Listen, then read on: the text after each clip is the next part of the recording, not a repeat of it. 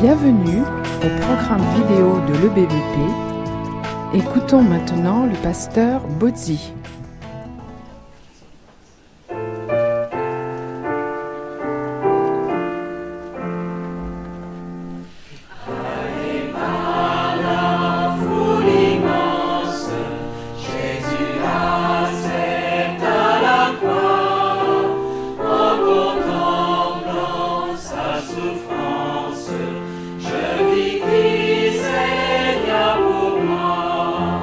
Tout est à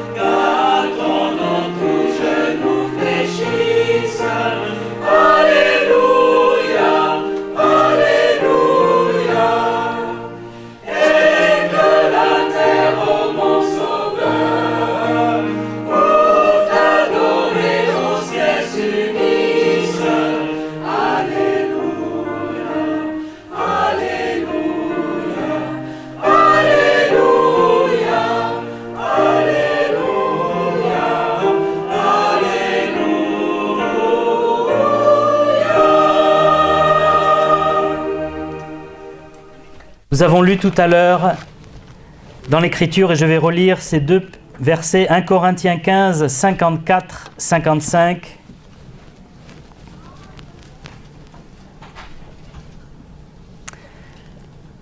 « 1 Corinthiens 15, 54, la citation de l'Ancien Testament, prophète Osée, prophète Ésaïe, « La mort a été engloutie dans la victoire. Ô mort, où est ta victoire? Ô mort, où est ton aiguillon ?» L'aiguillon, c'est ce qu'on utilisait pour les bêtes, pour les faire avancer. C'est ce qui fait avancer, mais c'est aussi ce qui fait mal. Et l'aiguillon de la mort, c'est ce qui touche tous les hommes, qu'on soit riche ou pauvre, qu'on soit puissant ou infirme. On est face à la mort. Personne ne peut dire « j'ai triomphé de la mort » sur cette terre. Mais imaginez que je vous annonce aujourd'hui de ce pupitre qu'une équipe de chercheurs a découvert un moyen infaillible et définitif de vaincre le cancer. Est-ce qu'on en parlerait entre nous? Je pense que ça ferait un grand bruit dans le monde. Le cancer est devenu la première maladie mortelle, et c'est quelque chose qui frappe plusieurs, même d'entre nous. Ce serait extraordinaire de savoir que c'est vaincu. Maintenant, qu'est-ce que j'aimerais vous annoncer? C'est qu'il y a 2000 ans, une équipe d'Israéliens a découvert le moyen infaillible et définitif de vaincre la mort. Et ce moyen, c'est Jésus-Christ, la foi en Jésus-Christ. C'est mieux que le cancer encore. Et pourtant, j'ai l'impression que parfois on ne le réalise pas, parce que la mort, on le repousse, on dit « je n'y pense pas ». Parfois j'entends des gens qui disent « ah, si on pouvait avoir une réponse à la mort, c'est le problème majeur de l'humanité. Pourquoi la vie est si courte ?» Ou d'autres qui disent que si quelqu'un était revenu de la mort, peut-être qu'on pourrait savoir ce qui se passe. Mais nous, moi je bondis quand j'entends ça, je dis « oui, quelqu'un est revenu de la mort. C'est Jésus de Nazareth. Oui, il y a une réponse à la mort. C'est Jésus de Nazareth. » C'est une annonce extraordinaire. La mort a été engloutie dans la victoire. Elle est battue. Elle n'aura pas le dernier mot si nous croyons en Jésus-Christ. Mais je ne pense pas que les chrétiens que nous sommes réalisent, ou que beaucoup d'entre nous réalisent vraiment ce fait. On vit comme si on était comme tout le monde. On ne vit pas avec cette nouvelle extraordinaire de la résurrection. Pourtant, c'est la meilleure nouvelle qui soit. Je ne sais pas si vous aimez prendre votre courrier, savoir, tiens, qu'est-ce qui m'a écrit, est-ce qu'il y a des bonnes nouvelles? Malheureusement, dans le courrier, il y a beaucoup de mauvaises nouvelles, des factures, des contraventions. Mais qu'est-ce que c'est bon d'avoir une carte d'un ami, d'un parent, qui nous pense à nous et on dit « ah, ça fait du bien ». Eh bien, il y a une carte de Dieu qui nous a envoyée, qui nous a laissée, c'est la Bible, et c'est la bonne nouvelle de Jésus-Christ. C'est comme ça que c'est appelé. Vous savez, le mot « évangile », c'est un mot grec au départ qui veut dire un bon message, un message bienfaisant, un message de guérison, de salut, un message qui est merveilleux. Et les apôtres, les premiers chrétiens, ils prêchaient la bonne nouvelle. Et en plus, ce que j'aime dans la bonne nouvelle, c'est que c'est simple. C'est pas quelque chose de, tu sais, philosophiquement et intrinsèquement, il faudrait... Non. La Bible, c'est la bonne nouvelle. Il y a une bonne nouvelle pour toi, pour moi. Et cette nouvelle, elle vient de Dieu. Ce n'est pas une méthode couée, une auto-satisfaction en disant « oui, je vais me persuader que tout va bien dans ma vie ». Ce n'est pas ça la bonne nouvelle. Ça vient de l'extérieur, c'est Dieu qui nous le dit. Quand j'étais athée, je ne croyais pas en Dieu, je ne croyais pas au diable, je ne croyais pas à la vie éternelle, je ne croyais pas au monde spirituel, je ne croyais pas à la vie après la mort. Je considérais qu'on était comme des animaux, comme des pierres, des rochers, des arbres. On vit et on meurt et c'est fini. Mais quand j'ai entendu la bonne nouvelle, qui m'a été expliquée avec simplicité à travers la Bible, Dieu a touché mon cœur et j'ai dit, mais c'est ça que je cherche. J'attends cette bonne nouvelle depuis si longtemps. Les philosophes m'ont expliqué plein de choses, mais il n'y avait pas de bonnes nouvelles. Hein. J'aimais la poésie aussi. Les poètes ont des écrits magnifiques quand même. Hein. Il y a des poèmes qui vous transportent, mais les poèmes sont assez tristes hein, dans l'ensemble.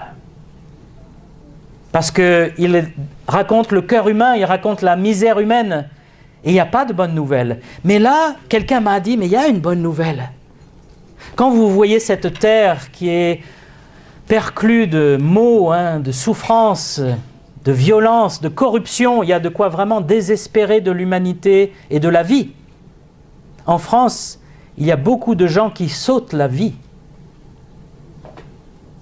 On a parlé des policiers en particulier. Pourquoi les policiers en particulier? Parce qu'il y a plusieurs raisons évidemment, mais la première raison c'est qu'ils font face au pire de la société. Nous, on est peut-être protégés dans certains coins, hein, on fréquente des gens à peu près corrects, mais les policiers sont toujours face au pire. Et au bout d'un moment, ça vous tape sur le système, vous dites c'est pas possible, on ne va jamais s'en sortir. Et même ça va en s'empirant. Et s'ils n'ont pas d'espérance, d'espoir, ils préfèrent quitter cette terre. Et comme ils ont des armes, on leur a permis hein, depuis peu d'avoir une arme chez eux pour se protéger des terroristes. Leur suicide est violent et imparable. Mais j'aimerais dire aux policiers que nous respectons, que nous honorons, et à tous ceux qui ont envie de se prendre la vie, ne faites pas une chose pareille. Il y a une espérance, il y a un but dans la vie, et il y a quelque chose après cette vie. La bonne nouvelle. La bonne nouvelle, ce n'est pas la bonne nouvelle que nous sommes merveilleux. Ce n'est pas la bonne nouvelle bisounours, hein, que la terre est merveilleuse. Bon, il y a quelques petits problèmes à droite, à gauche, mais dans l'ensemble, tout va bien. Non, ce n'est pas ça la bonne nouvelle. La bonne nouvelle, elle s'appelle la bonne nouvelle de Jésus-Christ. C'est comme ça qu'elle s'appelle. Elle concerne Jésus-Christ. Pourquoi ? Parce que nous l'avons lu dans 1 Corinthiens 15, pendant le culte. L'évangile qui a été annoncé, c'est que Jésus-Christ est mort pour nos péchés, qu'il a été enseveli et qu'il est ressuscité le 3e jour. Celui qui croit que Jésus-Christ est mort pour ses péchés, qui croit que Jésus-Christ est ressuscité, eh bien, la Bible dit qu'il reçoit le pardon de ses péchés, de tous ses péchés, et la vie éternelle.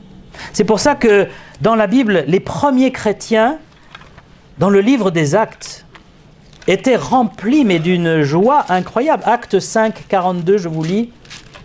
Et chaque jour, dans le temple, parce qu'il y avait encore le temple à Jérusalem, et dans les maisons, ils ne cessaient d'enseigner et d'annoncer la bonne nouvelle de Jésus-Christ. Et qu'est-ce que c'était cette bonne nouvelle ?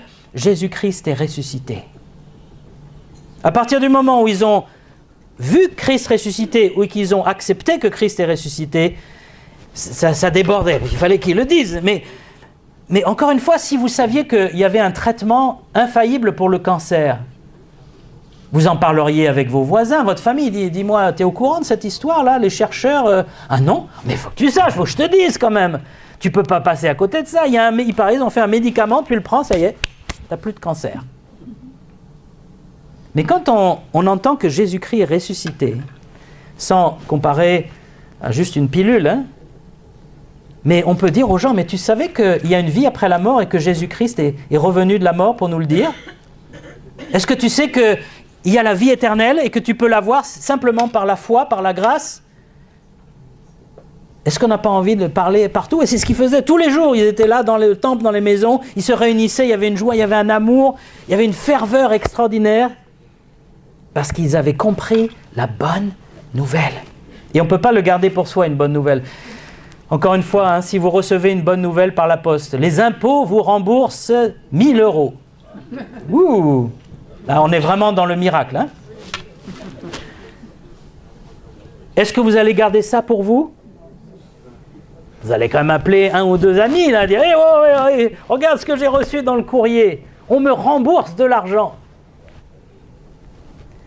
Imaginez que vous avez une maladie et puis vous êtes traité, puis le docteur vous reçoit et dit « Écoutez, nous avons fait tous les examens, vous n'avez plus rien. Tout va bien. » Ah, mais c'est une joie, c'est cette bonne nouvelle. Et c'est la bonne nouvelle aussi de Jésus-Christ. Il est vivant. Avant la résurrection de Jésus, les disciples, d'abord, ils n'étaient pas très nombreux. On voit des foules dans le récit des évangiles, mais les foules, elles suivaient de loin. Les vrais disciples, il y en avait 70, plus les 12 apôtres. Et puis, il y avait des gens qui gravitaient autour. Pourquoi il n'y en avait pas beaucoup? Parce qu'ils avaient peur des autorités religieuses juives. C'était des juifs.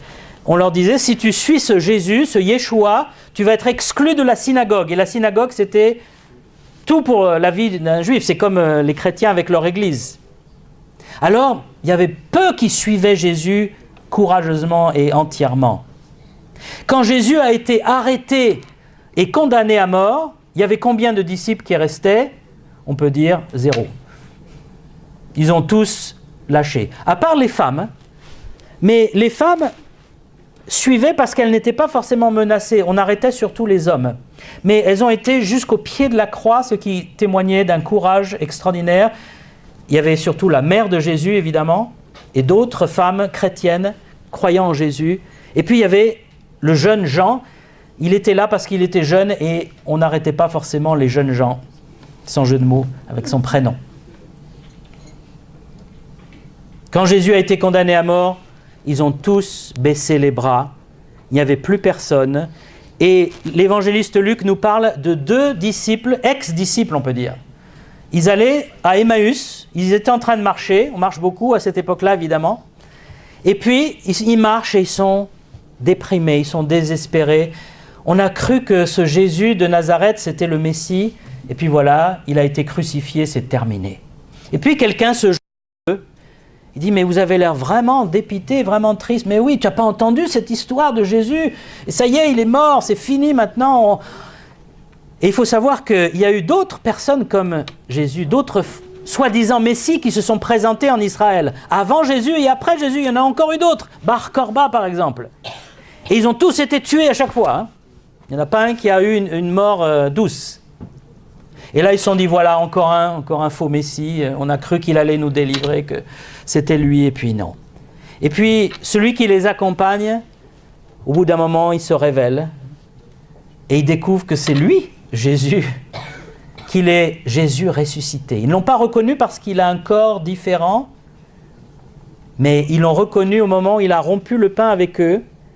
Et là, ils ont dit, mais c'est le Seigneur. Certains disent qu'ils ont vu peut-être les marques dans les mains. La Bible ne le dit pas, mais ils ont compris. Et quand les disciples ont commencé à voir que Jésus était encore vivant, mais vivant différemment, alors il y a eu cette flamme. Les femmes en ont parlé aux hommes et les hommes ont commencé à en parler les uns avec les autres. Jésus s'est montré à divers endroits, parfois 500 personnes à la fois. Et Paul dit, il y a encore des gens qui sont vivants, qui l'ont vu. Paul lui-même est un exemple. Pourquoi? Parce que lui, c'était un ennemi des chrétiens. Son but dans la vie, enfin, à un certain moment de sa vie, c'était d'arrêter Jésus et ceux qui le suivaient. Et il combattait jusqu'à les faire tuer, les faire arrêter, les faire condamner à mort. Et alors qu'il allait accomplir sa tâche glorieuse à ses yeux, il a rencontré Jésus-Christ ressuscité lui aussi. Et ça a été une vision tellement lumineuse et forte qu'il est tombé de cheval. Et il a entendu une voix. Ceux qui étaient avec lui n'ont rien entendu. Cette voix lui a dit, « Pourquoi me persécutes-tu » Il a dit, « Mais qui es-tu » Et il a dit, « Je suis Jésus que tu persécutes. » Et Saul de Tarse est devenu Paul, l'apôtre, qui a défendu le christianisme jusqu'à la mort. 50 jours après la crucifixion, la Pentecôte, les disciples sont transformés. À Jérusalem, là où Jésus a été arrêté et condamné, face aux autorités qui ont condamné Jésus, les disciples proclament la résurrection. Leur message va faire le tour du monde et transformer des milliers d'existences. Attention, la résurrection de Jésus, et dans la Bible, ce n'est pas une réanimation. Jésus n'a pas été réanimé. Ce n'est pas non plus une réincarnation. On ne revient pas dans un corps différent. Je veux dire dans une autre personne, pour vivre une autre vie terrestre. La résurrection, c'est passer de l'autre côté, on peut dire. Avoir un nouveau corps, la résurrection c'est toujours le corps, et c'est un corps qui va vivre dans la vie éternelle auprès de Dieu. La résurrection, ce n'est pas pour vivre sur cette terre. La résurrection, c'est pour vivre dans la présence éternelle de Dieu, dans le ciel. On l'a lu tout à l'heure dans 1 Corinthiens, on avait un corps terrestre, on recevra à la résurrection un corps céleste. Nous serons citoyens des cieux. Parce qu'actuellement, on ne peut pas affronter la sainteté de Dieu avec ce corps-là. Nous sommes encore pécheurs. Mais ce qui est triste, c'est qu'avec tout cela, un sondage avait été fait il y a quelques années par TNS Sofres, qui a révélé que 9 Français sur 10 ne croient pas en la résurrection. 9 Français sur 10. Dans ce lot, il y a des gens qui se disent chrétiens. Catholiques, protestants, orthodoxes.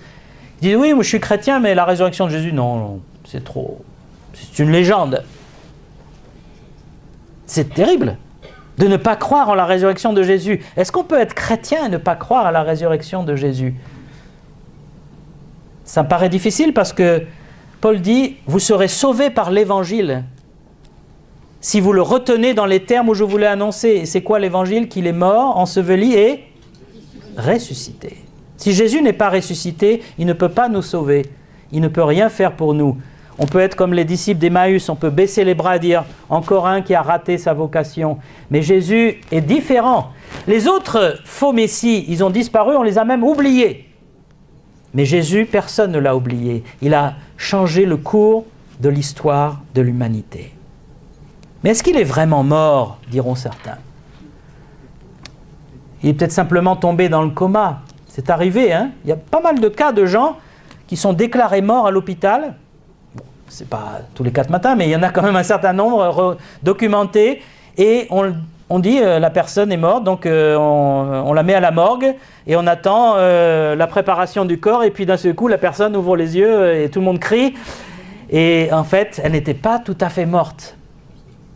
Il y a un autre cas intéressant, et presque rigolo, aux États-Unis, c'était dans une famille mexicaine, et un jour, la famille reçoit un appel, et on leur dit, est-ce que votre fils travaille dans un lavage de voiture, et laveur de voiture? Il dit oui. Alors il y a eu un grave accident et nous pensons que votre fils est décédé. Alors ils sont terrifiés, ils ne l'avaient pas vu depuis assez longtemps, et ils envoient leur autre fils qui est le frère, et donc il va à la morgue, et là il reconnaît son frère, il dit oui c'est lui, et donc on procède aux obsèques, à l'enterrement. Et puis donc il y a les obsèques, il y a le cercueil, tout le monde est là et pleure et ils sont bouleversés. Et voilà que le mort entre par la porte, le soi-disant mort. Il arrive là, les parents tombent évanouis directement.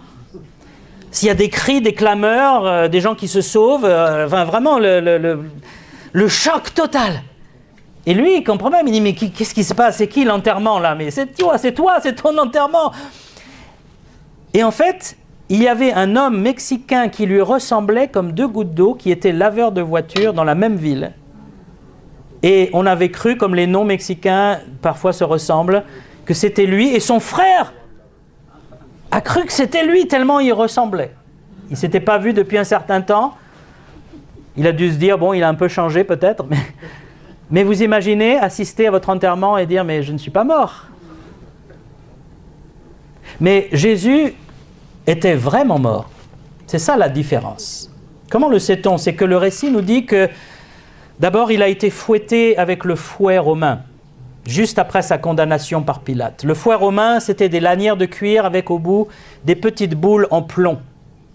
Ces boules en plomb avaient pour but de déchirer vos chairs. Vous étiez déchirés.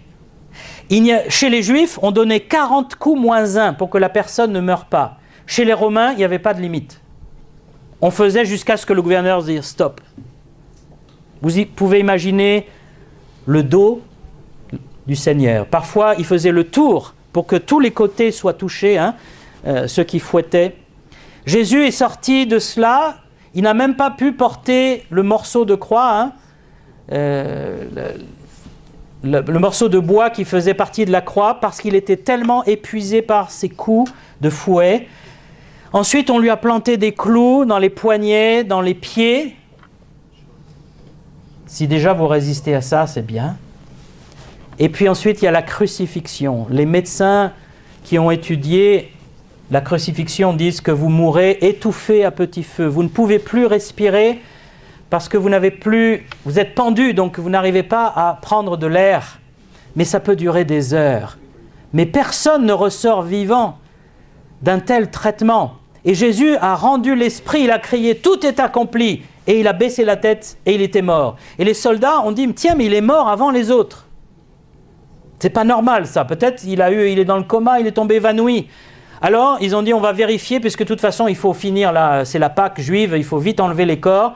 On va terminer le travail. » On lui met un coup de lance dans le cœur et un soldat, il sait où est le cœur. Il ne va pas se tromper de côté. Un coup de lance dans le cœur. Et qu'est-ce qui sort du cœur ? De l'eau et du sang. Dites, et alors, qu'est-ce que ça change ? Ceux qui connaissent l'anatomie savent que l'eau et du sang, et c'est Luc qui en parle, qui est médecin, c'est pas pour rien. L'eau et le sang, c'est lorsqu'il y a eu arrêt cardiaque. Les globules rouges se séparent du plasma. Jésus était absolument mort. On ne peut pas faire plus mort. Et quand il a été mis dans la tombe, on l'a embaumé, on a mis des herbes, comme on faisait à l'égyptienne, avec des bandelettes tout autour. Même là, vous pouvez mourir étouffé avec tout ça. Et surtout, comment il aurait pu se dégager des bandelettes ? C'est impossible. Non, Jésus était vraiment mort. Et il ne pouvait pas se sortir du tombeau parce qu'ils ont roulé une grosse pierre devant l'entrée. Ce n'était pas les tombes sous la terre comme nous faisons, c'était dans un rocher parce que c'était le tombeau d'un homme riche. Les hommes riches avaient des caveaux qu'on taillait dans le roc. Et on barrait ça avec une grosse pierre ronde qui roulait. Mais il y avait une petite pente de façon à fermer plus facilement. Il suffisait de pousser un peu la pierre et elle roulait et se mettait en place. Par contre, pour l'ouvrir, il y avait la pente dans l'autre sens, vers le haut. Et là, il fallait des cordes, il fallait être plusieurs. Mais imaginez de l'intérieur. Comment quelqu'un peut ouvrir de l'intérieur une pierre qui faisait peut-être 1 tonne ? Pas possible. Jésus était bien mort, Jésus était bien coincé dans ce tombeau. Et même, il y a en 1978, un historien et théologien juif orthodoxe qui s'appelle Pikas Lapid. Je n'en avais pas entendu parler jusqu'à ce que je fasse quelques recherches, parce qu'il a surtout parlé dans d'autres pays que la France. C'était donc un juif orthodoxe, historien, théologien juif. Il a fait une étude sur la résurrection de Jésus, une étude très poussée, il en a même fait un livre, et sa conclusion c'est « Oui, Jésus est ressuscité ». Alors il dit, vous allez trouver étrange qu'un juif dise une chose pareille, mais je suis avant tout un historien. Et en tant qu'historien, tous les éléments pointent vers une seule explication, la tombe est vide parce que Jésus est ressuscité. Il n'est pas le seul à avoir dit ça. Il y a d'autres historiens qui disent, on ne peut pas expliquer le tombeau vide. Alors ils vont dire, je ne crois pas à la résurrection. Mais on ne peut pas expliquer ce tombeau vide. Surtout, on va dire, mais si, c'est très simple. Les disciples ont volé le corps, et puis voilà. Les disciples ont volé le corps, mais ce n'est pas possible non plus. Il y avait une garde, il y avait un sceau sur la pierre de Rome. Le sceau de Rome, si vous le violez, c'est la mort assurée. Vous êtes poursuivis jusqu'à la fin de vos jours pour avoir violé le sceau romain. On a découvert qu'à cette époque-là, il y avait beaucoup de vols de tombeaux, de pillages de tombeaux. Comme on sait que ça existait chez les Égyptiens aussi, de façon à prendre les objets précieux qu'on laissait dans les tombes. Et donc les Romains avaient fait une loi de poursuivre sans ménagement toute personne qui voulait piller une tombe. Alors imaginez si les disciples déjà qui avaient peur, ils allaient affronter une garde, ils allaient enlever le sceau. Vous dites, oui, mais pour Jésus, ils étaient prêts à tout. C'est possible, ils étaient prêts à tout, mais comment ils allaient affronter une garde armée, entraînée ? Eux, c'était des pêcheurs, à la ligne. Avec des hameçons, ils allaient... quoi ? Et puis, en plus, tous ces disciples sont morts en martyrs parce qu'ils ont défendu la résurrection de Jésus-Christ. Si c'était un mensonge, s'ils avaient volé le corps, qu'ils avaient caché quelque part en disant « Il est ressuscité !» ça aurait été un énorme mensonge, un énorme canular. Est-ce qu'on meurt pour un énorme mensonge? Je pense que quand on est arrêté et menacé de mort, on dit « Non mais c'est une plaisanterie. » D'accord? C'est pas grave, c'est pas vrai. On a volé le corps. C'est Charles Colson, c'est intéressant son témoignage parce que c'était un conseiller du président Nixon. Ceux qui ont connu cette époque se rappellent du Watergate. Le président Nixon qui a été impeached, on dit chez les Américains, qui a été destitué, qui a dû démissionner parce qu'il avait mis des écoutes illégales chez certaines personnes, des journalistes qui l'embêtaient. Il avait des conseillers de l'ombre, comme il y a toujours autour des présidents, et Chuck Colson faisait partie de ces conseillers. C'était des gens qui n'étaient pas élus et qui étaient prêts à tous les moyens pour sauvegarder le président. Donc ils étaient prêts à tout. Des écoutes illégales, peut-être même des meurtres. Et Chuck Colson a été arrêté, jugé, et il a fait de la prison. Et en prison, il est devenu chrétien parce qu'il y avait un aumônier qui lui a parlé de l'évangile. Et il s'est repenti de ses fautes et il est devenu chrétien. Et ensuite, il a raconté une chose par rapport à la résurrection de Jésus. Il a dit, la résurrection de Jésus, il y avait 11, parce que Judas est mort, 11 personnes qui avaient un secret. Et si on dit que c'est un complot, qu'ils ont menti, qu'ils ont caché le corps, volé et caché le corps, ils ont gardé ce secret jusqu'à aujourd'hui parce que personne n'a jamais dénoncé ce complot, ce secret. Personne n'a jamais dit « c'est un mensonge, c'est faux ». Aucun historien de l'époque, personne n'a dénoncé le mensonge. Il dit alors que nous, avec les moyens que nous avions avec le Richard Nixon, nous étions une quarantaine de personnes autour du président et nous n'avons pas pu tenir de secret plus de 3 semaines. En 3 semaines, il y en a un qui a commencé à parler, à dire oui, c'est vrai, on a peut-être fait des choses, et puis un deuxième, un troisième, et puis pour se sortir d'affaire, ils se sont tous dénoncés les uns les autres, et le complot a été éventé, et Richard Nixon a dû démissionner. Un complot, vous ne pouvez pas le garder longtemps. Et surtout pas 2000 ans. Jésus est vraiment sorti de la tombe. Il a été vu par des dizaines de personnes. Même saint Thomas l'a vu. Et a cru. Jésus n'est pas un simple prophète ou un homme de foi. Il est le Fils unique de Dieu qui a été envoyé pour nous révéler Dieu qu'on ne peut pas voir et pour mourir à notre place, payer notre dette. Dieu a ressuscité Jésus, dit la Bible, en le délivrant des liens de la mort parce qu'il n'était pas possible qu'il soit retenu par elle. Alors si Jésus est bien vivant, qu'est-ce que ça implique? Et c'est ça qui souvent ne va pas chez nous. En France, on est élevé à l'école, au lycée, dans la philosophie. Et dans la philosophie, vous pensez, vous réfléchissez, mais ça n'a pas de conséquences pratiques dans votre vie. C'est un peu comme les maths. Les maths, c'est très théorique. Parfois, vous pouvez avoir une application dans la physique, mais très souvent, c'est juste d'être la théorie. Et on aime en France, nous, on réfléchit, on pense, et si, et comment, et pourquoi. Mais ça n'a pas d'implication dans notre vie. Mais la résurrection de Jésus-Christ a une implication. Si je n'y crois pas, eh bien, je n'ai pas de salut. La mort est mon ennemi, et je vais terminer dans la perdition éternelle. Le jour de la résurrection, si je ne crois pas en Jésus-Christ, je ferai face à Dieu et il me dira « Qu'est-ce que tu as fait de Jésus-Christ » Et si je lui dis « Je l'ai rejeté, ça ne m'a pas intéressé », Dieu dira « Mais c'était le seul moyen de salut pour que tu entres dans ma présence. Tu es donc gardé dehors, tu es rejeté pour l'éternité. » Mais celui qui croit en Jésus-Christ, qu'il est ressuscité, il sait que Jésus-Christ est parmi nous déjà ce matin en esprit. Il sait que les paroles de Jésus sont à prendre très au sérieux parce qu'il est ressuscité des morts.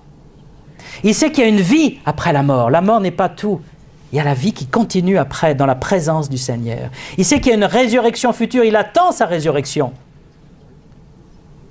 Il sait qu'il n'a plus à craindre la mort.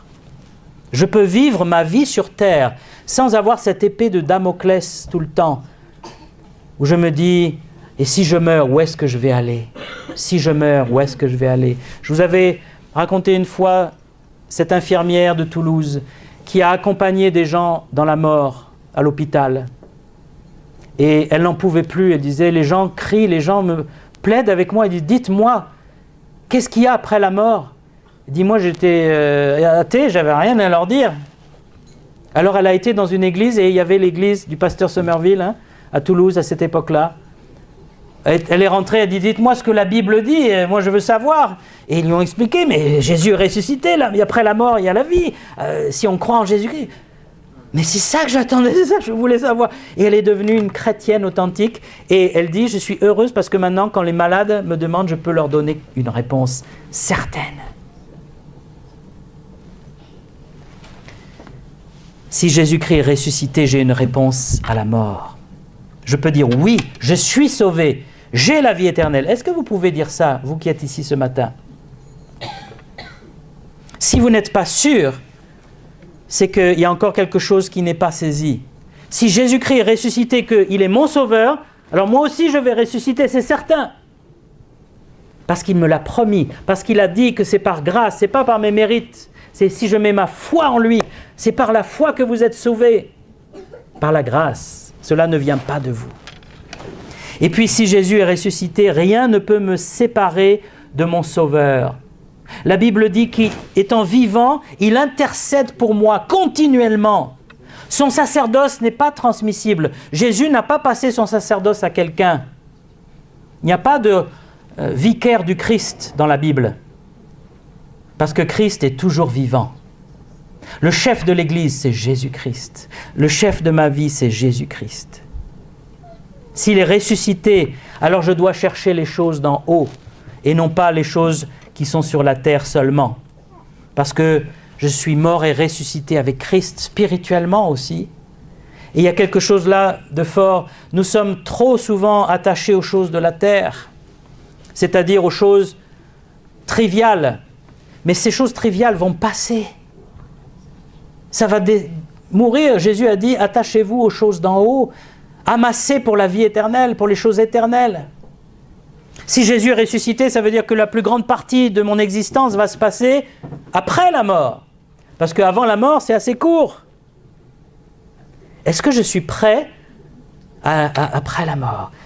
Le Français prépare ses vacances 1 an avant. Il a tout préparé. Je sais où je vais aller en vacances. Et quand il revient des vacances, il se dit, où est-ce que je vais aller la prochaine fois? Et combien de Français disent, où vais-je aller après la mort? Pas assez. Pas suffisamment. Et moi, j'étais dans ce cas, et il faut vraiment que nous soyons des témoins de la résurrection, de dire, mais il y a quelque chose après. Repentez-vous, tournez-vous vers le Seigneur. C'est maintenant qu'il faut être sauvé. Job a dit, « Je sais que mon Rédempteur est vivant et qu'il se lèvera le dernier sur la terre. Quand ma peau sera détruite, il se lèvera. Quand je n'aurai plus de chair, je verrai Dieu. Je le verrai et il me sera favorable. Mes yeux le verront et non ceux d'un autre. Mon âme languit d'attente au-dedans de moi. » Est-ce que vous pouvez dire la même chose que Job? Quand votre corps sera détruit en poussière, est-ce que vos yeux spirituels le verront? Est-ce qu'il vous sera favorable? Est-ce qu'il est votre Rédempteur? Est-ce qu'il est vivant? Un dernier passage qui nous parle personnellement, et c'est Jésus qui nous parle. Lorsqu'il est confronté à la mort de son ami Lazare, il parle avec les sœurs de Lazare. Et Jésus dit, « Je suis la résurrection et la vie. Celui qui croit en moi vivra, même s'il meurt. Et quiconque vit et croit en moi ne mourra jamais. » Crois-tu cela? Crois-tu cela? Croyez-vous cela? Que Jésus est la résurrection et la vie. Que si vous vivez maintenant et que vous croyez en lui, vous ne mourrez jamais vraiment. Votre corps va sans doute mourir, mais vous allez continuer à vivre. dans la présence de Dieu. Il ne faut pas passer à côté de cette nouvelle, de cette bonne nouvelle. Il n'y en a pas 36 des bonnes nouvelles, il n'y en a qu'une. Et elle concerne Jésus-Christ. Que pensez-vous de Jésus-Christ? Je ne vous dis pas que pensez-vous de l'Église baptiste, de l'Église catholique, de l'Église orthodoxe. Que pensez-vous de Jésus-Christ? Est-ce qu'il est votre Rédempteur? Est-ce qu'il est pour vous la vie, la nouvelle vie? Comment faire pour qu'il soit votre vie? Il faut juste l'invoquer et lui dire « Seigneur, viens dans mon cœur. Donne-moi ta vie éternelle. Moi, je suis mauvais, je suis coupable. Et j'ai besoin d'un sauveur, maintenant. Parce que le jour de la mort, le jour du jugement, je ne vais pas passer. Ça ne passera pas. »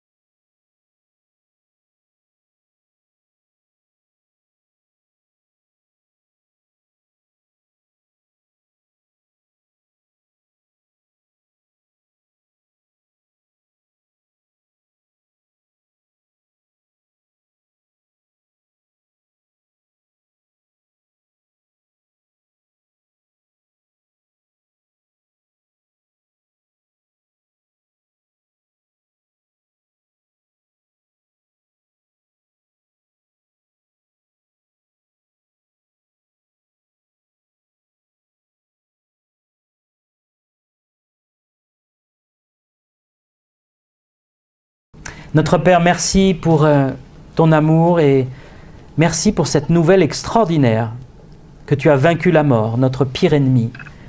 Et nous voulons, Seigneur, te glorifier, t'adorer, t'exalter pour cette victoire. Toi seul pouvais vaincre parce que tu es le prince de la vie. Tu es la résurrection et la vie. Seigneur, je prie pour ceux qui, encore en France, ne croient pas en toi, ne croient pas en la résurrection, sont dans les ténèbres, ont des pensées noires et ne voient pas le bout de leur vie. Notre Père, nous prions pour eux, afin qu'ils découvrent en Jésus la vie éternelle.